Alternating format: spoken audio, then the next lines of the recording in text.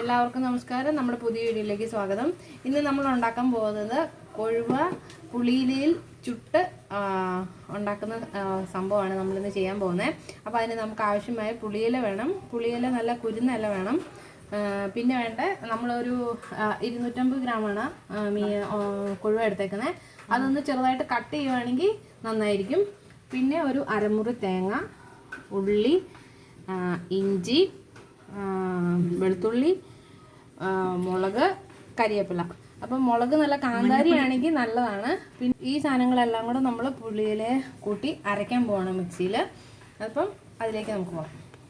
ബാക്കി സാധനങ്ങളെല്ലാം കൂടെ ഒരുമിച്ച് അരച്ചതാണ്. പുളിയില എല്ലാം കൂടെ ഒരുമിച്ച് അരച്ചാണ്. ഇനി ഇത് നമ്മൾ മീനുമായിട്ടൊന്ന് മിക്സ് ചെയ്യാൻ പോവാണ്. അപ്പം നമ്മൾ ഇത് മീനുമായിട്ട് മിക്സ് ചെയ്ത് വെച്ചേക്കുവാണ്. ഇനി നമ്മളിത് ഇലയിലോട്ട് പരത്താൻ പോവാണ്. അപ്പം ഇത് നമ്മൾ ഇലയിൽ ഇങ്ങനെ പരത്തണം. പരത്തുമ്പോൾ ഒത്തിരി കട്ടിക്ക് പരത്തരുത്, ചെറിയ കട്ടിയിൽ പരത്തിയിട്ട് അതിന് മുകളിലേക്ക് കുറച്ച് വെളിച്ചെണ്ണ ഒഴിക്കണം. നമ്മളിത് ദോശക്കല്ലിലാണ് ഉണ്ടാക്കുന്നത്. അപ്പം നമ്മൾ ഒരു ഇല അതിൽ ഇട്ടിട്ടാണ് നമ്മൾ ചെയ്യുന്നത്, പെട്ടെന്ന് അടി കരിഞ്ഞു പോയിരിക്കാൻ വേണ്ടി. അതിനുശേഷം നമ്മൾ ആ പരത്തിയ മീൻ അതിൻ്റെ മുകളിലോട്ട് പരത്തിയ മീനും എല്ലാം കൂടെ അതിൽ മുകളിലേക്ക് വെക്കണം. എന്നിട്ട് ഒരു 15 മിനിറ്റ് ഒരു സൈഡ് വെന്ത് കഴിയുമ്പോൾ മറച്ച് വെച്ച് അടുത്ത സൈഡും വേവിച്ചെടുക്കണം.